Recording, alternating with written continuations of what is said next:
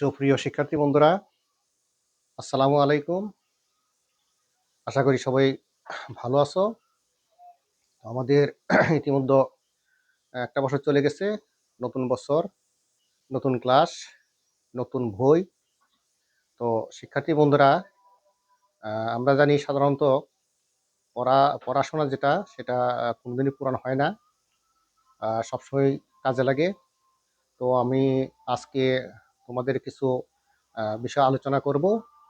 তো শিক্ষার্থী বন্ধুরা, আমরা বর্তমান বিশ্বে বিশ্বের প্রেক্ষাপটে বিশেষ করে বাংলাদেশে আমাদের যে মোবাইলটা আছে এটা বিশেষ একটা সমস্যার কারণ হয়ে দাঁড়াচ্ছে। সবাই অভিভাবকরা বুঝতেছে এটা একটা কারণ। তো আমরা এই মোবাইলটা যদি আমরা শিক্ষার খাতে ব্যবহার করতে পারি, এর চেয়ে উত্তম হাতিয়ার আর কোনো কিছু হইতে পারে না।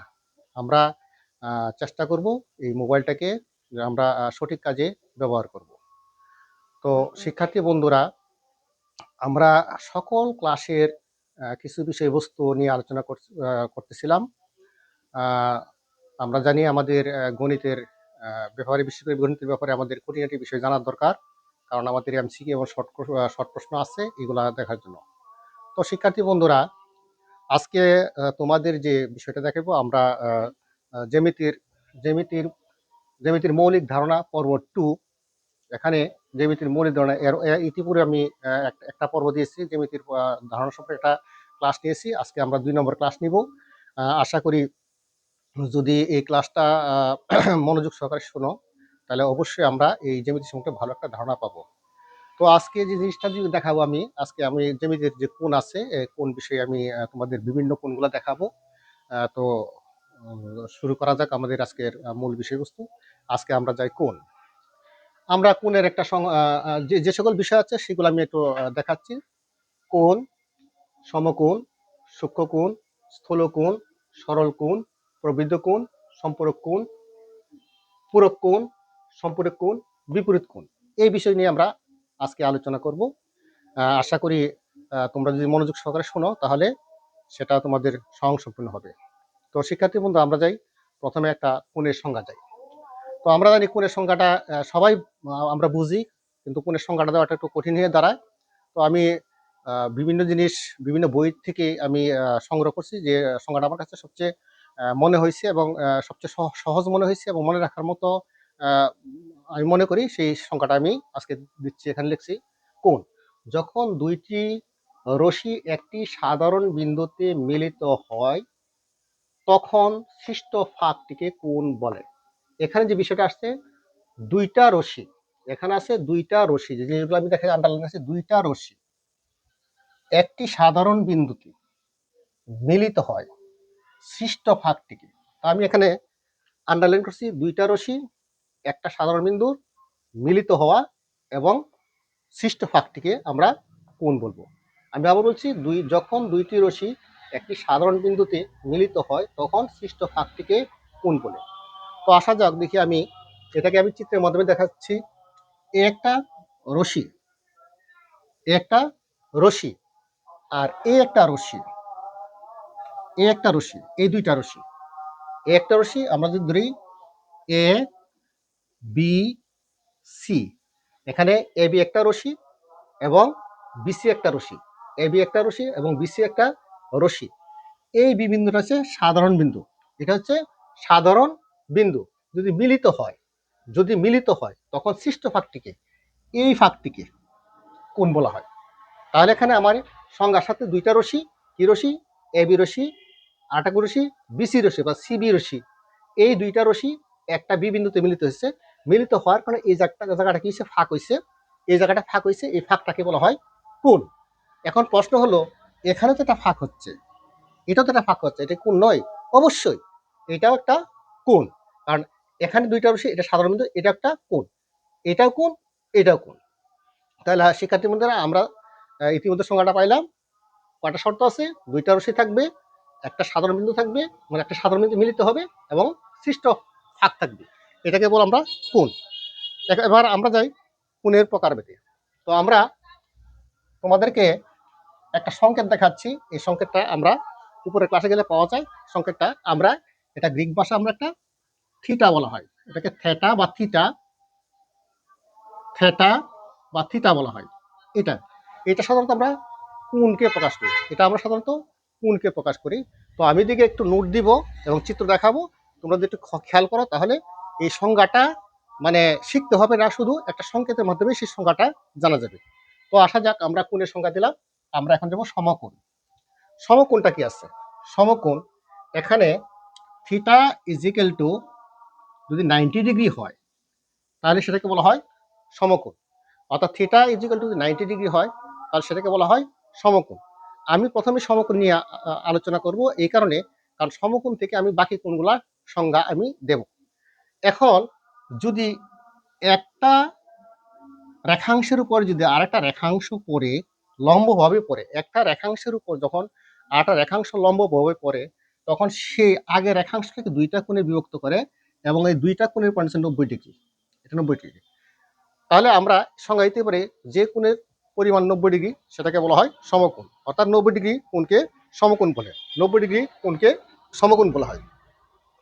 তো আমরা যাই সমকোণ, তাহলে আমরা সহজে বুঝতে পারলাম সমকোণটা কি আছে। এখানে আমরা লিখি এ ও বি সি, তাহলে এ এ ও বি সমকোণ, এ ও সি সমকোণ। তাহলে আমরা সহজ কথায় বলতে পারি 90 ডিগ্রি কোণকে সমকোণ বলা হয়, 90 ডিগ্রি কোণকে সমকোণ বলা হয়। অথবা একটা রেখাংশের উপর আরেকটা রেখাংশ যদি লম্বভাবে পড়ে বা মিলিত হয় তখন উৎপন্ন দুইটা সমকোণ উৎপন্ন হয়। এখন আমরা যাই সূক্ষ্মকোণ। সূক্ষ্মকোণ জিনিসটা কি আছে? সূক্ষ্মকোণ এখানে আমরা আলোচনা করব সূক্ষ্মকোণ। সূক্ষ্ম অর্থ কি? ছোট। ছোট অর্থ কি? 90 ডিগ্রি অপেক্ষা ছোট। তো আমরা যদি এটাকে সংজ্ঞায়িত করি 0 degree less than theta less than 90 degree. আমরা যদি বলি, এখানে আমি একটা সংকেত দিচ্ছি সূক্ষ্মকোণে, যে এটা কি হবে, এটা থিটা কোণ কত ডিগ্রি? 0 ডিগ্রির চাইতে বড় এবং 90 ডিগ্রির চাইতে ছোট। 0 ডিগ্রি থেকে বড় এবং 90 ডিগ্রির সাথে ছোট কোণকে আমরা সূক্ষ্মকোণ বলি। আমরা সূক্ষ্মকোণে সাধারণত সংখ্যাটা যেভাবে দিই সেটা সংখ্যা হচ্ছে 90 ডিগ্রি অপেক্ষা ছোট কোণকে সূক্ষ্মকোণ বলে। তাহলে 90 ডিগ্রি অপেক্ষা ছোট কোণকে সূক্ষ্মকোণ বলে সঠিক, কিন্তু আমরা যে সংখ্যাটা বলি 0 ডিগ্রি থেকে বড় এবং 90 ডিগ্রি থেকে ছোট কোণকে বলা হয় সূক্ষ্মকোণ। আমরা যখন উপরের ক্লাসে 9 10 যখন আমরা ত্রিকোণমিতি পড়াবো তখন কিন্তু দুইটা কোণ আসবে 0 ডিগ্রি, তখন কিন্তু সূক্ষ্মকোণে 0 ডিগ্রি মান থাকবে না। এই জন্যই আমরা এটাকে সংজ্ঞাটা দিব যে কোণের পরিমাণ কত 0 ডিগ্রির সাথে বড় এবং 90 ডিগ্রির সাথে ছোট সেটাকে বলা হয় সূক্ষ্মকোণ।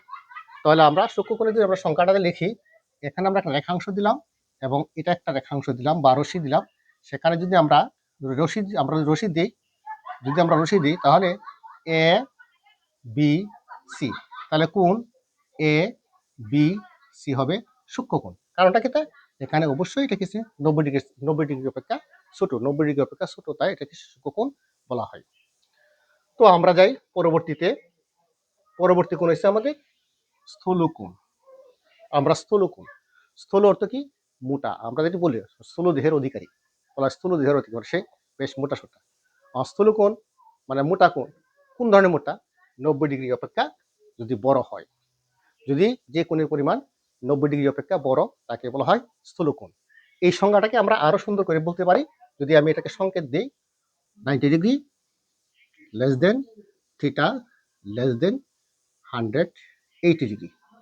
অর্থাৎ যে কোণের পরিমাণ 90 ডিগ্রি চাইতে বড় এবং 180 ডিগ্রি অপেক্ষা ছোট সেটাকে বলা হয় স্থূলকোণ। যে কোণের পরিমাণ 90 ডিগ্রি অপেক্ষা বড় এবং 180 ডিগ্রি অপেক্ষা ছোট কোণকে স্থূলকোণ বলা হয়। আমরা যদি চিত্রের মাধ্যমে দেখাই, এখানে একটা রেখাংশ নিলাম, এখানে একটা রেখাংশ নিলাম, দেওয়ার পরে এটা দুইটা কোণ উৎপন্ন হয়েছে। এই কোণটাকে আমরা সাধারণত যদি লম্বা হয়ে পড়তো তাহলে 90 ডিগ্রি, কিন্তু এটা 90 ডিগ্রি চাইতে বড়, 90 ডিগ্রি চাইতে বড় হওয়ার কারণে সেটাকে আমরা স্থূলকোণ বলি। তাহলে আমরা এটাকে এ বি সি ডি, তাহলে এখানে কোণ কত? এ বি ডি, এটা হবে স্থূলকোণ, আর আগের আমরা দেখছি এ বি সি হবে সূক্ষ্মকোণ। তাহলে আমরা পারলাম এখানে কি বললাম আমরা স্থূলকোণ। এখন আসা যাক সরল কোণ। আমরা এখন করবো সরল কোণ। সরল কোণটা কি আছে? সরল সোজা, যেটাকে বলা হয় সোজা বা সরল বা সোজা।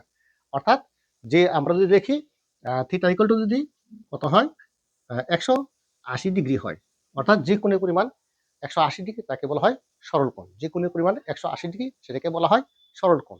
এখন আমরা চিত্রের মাধ্যমে দেখাই। এই একটা রেখাংশ নিলাম, এটা একটা কোণ উৎপন্ন করলো, এটা একটা কোণ উৎপন্ন করলো, এখানে কোণ উৎপন্ন করলো। আমরা দেখি এ বি সি যদি লিখি তাহলে কোণ কত হবে? কোণ এ বি সি একটি সরল কোণ। এ বি সি একটি সরল কোণ, সোজা, যে কোণটা আছে সোজা বা সরল কোণ। তাহলে আমরা এটাকে সংজ্ঞা দিব, যে কোণের পরিমাণ 180 ডিগ্রি তাকে বলা হয় সরল কোণ, অথবা 180 ডিগ্রি কোণকে সরল কোণ বলা হয়। 180 ডিগ্রি কোণকে সরল কোণ বলা হয়। আমরা যখন এগুলো আমি যেহেতু মৌলিক ধারণা সকল ক্লাসের জন্য, এগুলো আমরা যখন বিশেষ করে এমসিকিউ পড়বো তখন জ্যামিতিতে প্রায় মানে এইগুলো কাজে লাগে, এই জন্য আমি সেগুলো একটু আলোচনা করতেছি। এরপরে আসো প্রবৃদ্ধ কোণ। প্রবৃদ্ধ কোণ, প্রবৃদ্ধ কোণটা কোন? প্রবৃদ্ধ কোণটা আমরা যদি সংকেত দিই তাহলে হবে 180 degree less than theta less than 360 degree. 360 degree এই সংজ্ঞা থেকে আমরা প্রবৃদ্ধ কোণ বলতে পারি। প্রবৃদ্ধ কোণ কোনটা আছে? প্রবৃদ্ধ কোণ হচ্ছে 180 ডিগ্রি অপেক্ষা বড় এবং 360 ডিগ্রি অপেক্ষা ছোট কোণকে প্রবৃদ্ধ কোণ বলে। অর্থাৎ যে কোণের পরিমাণ 180 ডিগ্রি অপেক্ষা বড় এবং 360 ডিগ্রি অপেক্ষা ছোট কোণকে আমরা প্রবৃদ্ধ কোণ বলা হয়। সংজ্ঞাটা আমরা এইভাবে বলতে পারি, অনেক এইভাবে বলি আমরা যে 180 ডিগ্রি অপেক্ষা বড় কোণকে প্রবৃদ্ধ কোণ বলা হয়। তাহলে সেখানে কিন্তু সীমাবদ্ধতা নাই, আমাদের কিন্তু কোণটাকে সীমাবদ্ধ রাখতে হবে। 360 ডিগ্রি অপেক্ষা ছোট হতে হবে। 360 ডিগ্রি অপেক্ষা ছোট, 360 ডিগ্রি হলে কিন্তু সেটা প্রবৃদ্ধ কোণ হবে না। এই জন্যই সংজ্ঞাটা 180 ডিগ্রি অপেক্ষা বড় এবং 360 ডিগ্রি অপেক্ষা ছোট কোণকে আমরা প্রবৃদ্ধ কোণ বলবো। সংজ্ঞাটাতে আমি যদি লেখা কোণটা দেখাই তাহলে আমাদের কোণটা এরকম হবে। এই এটা হবে প্রবৃদ্ধ কোণ। আমরা যদি এ তারপরে বি সি লিখলাম তাহলে কোণ এ সি বি হবে প্রবৃদ্ধ কোণ। এটা হবে প্রবৃদ্ধ কোণ। এই কোণটা কি আছে? 180 ডিগ্রি অপেক্ষা অর্থাৎ সরল কোণ অপেক্ষা বড় এবং 360 ডিগ্রি অপেক্ষা ছোট, এটাকে বলা হবে প্রবৃদ্ধ কোণ। তাহলে আমরা পেলাম প্রবৃদ্ধ কোণ। এখন আসা যাক, তাহলে আমরা মোটামুটি এখানে কোণগুলা পেয়ে গেলাম, স্থূল কোণও পেলাম, তারপরে এসে সরল কোণ, প্রবৃদ্ধ কোণ। এখন আমরা আরো তিনটা কোণের সাথে পরিচয় হবে। প্রথম হচ্ছে পূরক কোণ। তাহলে আমরা এটা মুছাই দিই। এই জায়গাটুকু শুধু খেয়াল রাখা যায়, এইটুকু খেয়াল রাখলে আমরা সংজ্ঞাটা পারবো এবং আমাদের যে অবজেক্টিভ থাকবে সেগুলো আমরা পারবো। শুধু এইটুকু মনে রাখলে হবে। এখানে থিটা ইকুয়াল টু আমরা কোণ ধরেছি, থিটা ইকুয়াল টু কোণ ধরেছি, তাহলে কিন্তু আমরা সহজেই সংজ্ঞাগুলো পারবো। তো আসা যাক, এখন আমরা যাই পূরক কোণ। পূরক কোণ, পূরক কোণ চেষ্টা করছে। পূরক কোণ আমাকে খেয়াল করতে হবে, যদি দুইটি কোণের পরিমাণ দুইটি কোণের পরিমাণ যদি 90 ডিগ্রি হয়, অর্থাৎ দুইটা কোণের সমষ্টি যদি 90 ডিগ্রি হয়, সেটাকে বলা হয় পূরক কোণ। আমরা যদি এখানে কোণ নিলাম, এখানে কোণ নিলাম, এখানে ধর আমি 60 ডিগ্রি নিলাম আর এখানে 30 ডিগ্রি। এই 60 আর 30 হইলো কত? 90। 60 আর 30 কত হইলো? 90। তাহলে আমরা যদি ধরি এ বি সি ডি নিলাম, তাহলে পুরো কোণের সংখ্যা রাখবে। যদি দুইটি কোণের সমষ্টি 90 ডিগ্রি হয় বা এক সমকোণ হয়, একটির অপরটিকে পূরক কোণ বলা হয়। এই জিনিসটা খেয়াল করবে, একটির অপরটিকে পূরক কোণ বলা হয়। যদি দুইটি কোণের সমষ্টি যদি 90 ডিগ্রি বা এক সমকোণ হয়, তবে একটির অপরটিকে পূরক কোণ বলা হয়। এখন আমি যদি আমার চিত্রের মাধ্যমে এখানে পুরোটাকে আমরা 90 ডিগ্রি দুইটা ভাগে ভাগ করছি, একটা হচ্ছে 60 ডিগ্রি, একটা হচ্ছে 30 ডিগ্রি। এখন যদি আমি প্রশ্ন করি যেখানে কোণ এ বি ডি এর পূরক কোণ কত, এর পূরক কোণ কত, তখন এটা পূরক কোণ হবে কত? কোণ কত? সি বি ডি, এটা হচ্ছে পূরক কোণ। এখন আমরা যদি সংজ্ঞায়িত করি, যদি আমরা যদি দেখি যে আমাকে যদি প্রশ্ন করা হয় যে 30 ডিগ্রির পূরক কোণ কত, তখন 30 ডিগ্রি পূরক কোণ আমরা সহজেই 90 থেকে বিয়োগ করে সেটা বের করবো। 90 বিয়োগ 30 সমান 60 ডিগ্রি হচ্ছে তার পূরক কোণ। আবার যদি কেউ বলে যে 60 ডিগ্রির পূরক কোণ কত, তাহলে আমরা বলবো 90 বিয়োগ 60 সমান সমান কত? 30। তাহলে 30, 60 ডিগ্রি পূরক কোণ 30 ডিগ্রি। এখন কেউ যদি বলে যে 1 ডিগ্রি পূরক কোণ কত, তাহলে আমরা 90 বিয়োগ 1 অর্থাৎ 89 ডিগ্রি হবে পূরক কোণ। তো আমাদের দেখা যায় উপরের ক্লাসগুলোতে, বিশেষ করে 9, 10 এর ক্লাসগুলোতে আমাদের জ্যামিতি বিশেষ করে সম্পাদ্যে দেখা যায় যে সরাসরি কোণ না বলে, বলে কত 30 ডিগ্রি পুরো কোণ, 30 ডিগ্রি পুরো কোণ, 30 ডিগ্রি পুরো কোণ, 60 ডিগ্রি পুরো কোণ, এরকম সরাসরি না বলে সেই জিনিসটা উল্লেখ করে। এজন্য আমাদের এখানে বলবো পূরক। পূরক হচ্ছে কত? দুইটা কোণের পরিমাণ 90 ডিগ্রি হবে, তো একটা অপরটিকে পূরক কোণ বলা হয়। এখন যে আমরা সম্পূরক কোণ, আমরা একটা সম্পূরক কোণে যাই। সম্পূরক কোণ, সম্পূরক কোণ। তো শিক্ষার্থী বন্ধুরা, এখন দেখবা আমরা বলছি দুইটা কোণের সমষ্টি ছিল 90 ডিগ্রি। এখন বলতে হবে দুইটা কোণের সমষ্টি যদি 180 ডিগ্রি হয়, দুইটা কোণের সমষ্টি যদি 180 ডিগ্রি হয়, তাহলে একটি অপরটিকে বলা হয় সম্পূরক কোণ। দুইটা কোণের সমষ্টি যদি কত 80 ডিগ্রি হয়, তাহলে একটা অপরটিকে বলা হয় একটি অপরটিকে বলা হয় সম্পূরক কোণ। যেমন আমি এই দিলাম, এখানে দিলাম আমি একটা কোণ, এখানে দিলাম একটা কোণ। এখানে ধরো আমি দিলাম 40 ডিগ্রি কোণ, বা 50 ডিগ্রি কোণ দিলাম, আর এখানে কত 130 ডিগ্রি কোণ, 130 ডিগ্রি কোণ। এখানে তো 50 ডিগ্রি, এখানে 30 ডিগ্রি, তাহলে 130 আর 50 হলো 180 ডিগ্রি। তাহলে এখানে কি হবে, এই 50 ডিগ্রির পুরো কোণ হচ্ছে 130 ডিগ্রি, আবার 130 ডিগ্রির পুরো কোণ হচ্ছে 80 ডিগ্রি। তাহলে আমরা সহজেই, যদি পুরো কোণটা জানা যায়, তাহলে আমরা সহজেই সম্পূরক কোণটা সংজ্ঞাটা জানতে পারবো। শুধুমাত্র সম্পূরকের ক্ষেত্রে 180 আর পূরকের ক্ষেত্রে 90, 180 আর 90, তো আমরা পুরো কোণ পাইলাম। এখন আমরা আসো বিপরীত কোণ। এখানে বিপরীত কোণ, বিপরীত কোণ, বিপরীত বলতে বিপরীত। আমরা যদি দুইটা রশ্মি, যদি দুইটা রশ্মি একটা বিন্দুতে মিলিত হয়, কোন একটা বিন্দুতে মিলিত হয়, তাহলে চারটা কোণ উৎপন্ন হয়। দুইটা রশ্মি যদি কোন একটা বিন্দুতে মিলিত হয়, তাহলে চারটা কোণ উৎপন্ন হয়। তাহলে একটির অপরটিকে বলা হয় বিপরীত কোণ। ধরুন আমরা সংজ্ঞায়িত করি এ, ও, বি, সি, ডি। তাহলে আমরা কি লিখতে পারি, কোণ এ ও বি এর পুরো কোণ হবে কত, কোণ সি ও ডি। আবার এটা কি আছে, এ ও সি এর পুরো কোণ কত, এ ও ডি। তো এখানে খুব শর্টকাটে বলি যে দুইটা দুইটা দুইটা রেখা যদি কোনো বিন্দুতে মিলিত হয়, তাহলে একটি অপরটিকে পূরক কোণ বলা হয়। এখানে একটা উল্লেখযোগ্য যে এই কোণটা সবসময় সমান হবে, এটা যত হবে এটা হতে হবে, এটা যত হবে এটা তত হবে, সবসময় সমান হবে, সবসময় সমান হবে। তো শিক্ষার্থী বন্ধুরা, আজকে আমরা পূরক কোণ সম্পর্কে বিস্তারিত আলোচনা করলাম। তোমরা যদি এই ক্লাসগুলো মাঝে মাঝে দেখো, তাহলে অবশ্যই তোমাদের আহ, মানে কি হবে, এগুলা পারবা। এবং আমাদের এটা যদিও সংজ্ঞায়িত না করে, কিন্তু আমাদের বিভিন্ন অবজেক্টিভ দিতে গিয়ে সেটা কাজে লাগবে। আর বিশেষ করে যেহেতু আমাদের কি আছে, সংক্ষিপ্ত প্রশ্ন আছে, গণিতের উপর সংক্ষিপ্ত প্রশ্ন আছে, সেই প্রশ্নে সেটা অবশ্যই পড়তে পারে। তো শিক্ষার্থী বন্ধুরা, সকলের সুস্থতা কামনা করে সবাইকে ধন্যবাদ জানিয়ে আজকে জ্যামিতির মৌলিক ধারণা পর্ব 2 এখানে শেষ করলাম। আল্লাহ হাফেজ।